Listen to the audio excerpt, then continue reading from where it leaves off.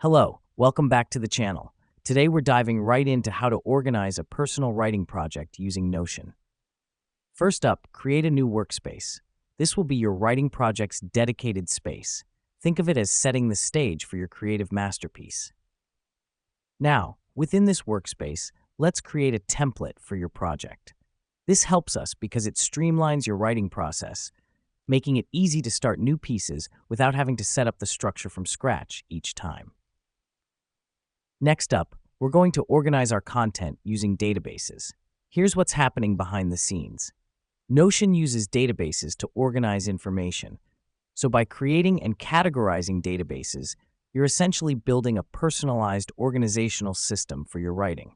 Once you've done that, it's time to link related databases. The reason we do this is to make navigating your project as simple as possible. It's like creating a network of your thoughts, where one database leads to another relevant piece of information. Finally, use Notion's progress tracker to monitor your writing progress. This not only keeps you motivated, but also gives you a clear picture of where you are in your project.